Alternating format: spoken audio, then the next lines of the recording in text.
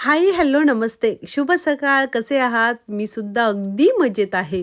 तर आज सकाळी-सकाळी मस्त सूर्यकिरणाची किरणे आमच्या खिडकीतून आत आली होती आणि मी घेतला होता इथे सकाळी मॉर्निंग ड्रिंक तयार करायला. तर हे आहे रोजमेरी.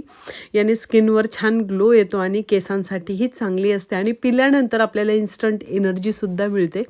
तर मी इथे रोजमेरी काढा असा बनवून घेतलेला आहे. हे उकळायचं नसतं. उकळत्या पाण्यात 5 मिनटं रोजमेरी टाकायचं आणि झाकून ठेवायचं आणि 5 मिनटानंतर म्हणजे उकळलं तर ते कडू लागतं. त्यामध्ये थोडासा लिंबू पिळला आणि प्यायला घेतला. वॉव! मस्त लागत होतं. त्याची टेस्ट छान असते. थोडासा लाईट असा पुदिन्यासारखा स्मेल येतो आणि मी हे फर्स्ट टाईमच घेत होते.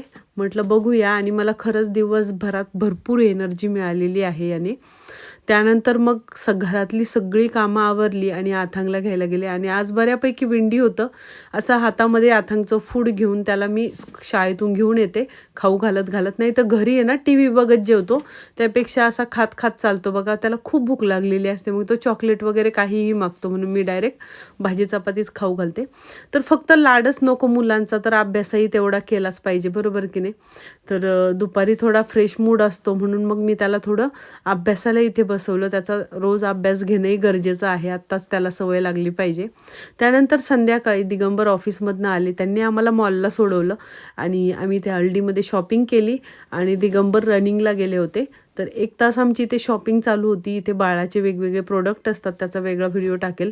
सेल्फ बिलिंग सिस्टीम आहे. अशा पद्धतीने मी आथांगला कारमध्ये बसवलं आणि सगळं सामान आपलं गाडीमध्ये ठेवलं. ट्रॉली परत लावून दिली आणि मग सेन्सबरीतून पनीर घेतलं आणि घरी निघालो, कारण अल्डीमध्ये पनीर भेटत नाही.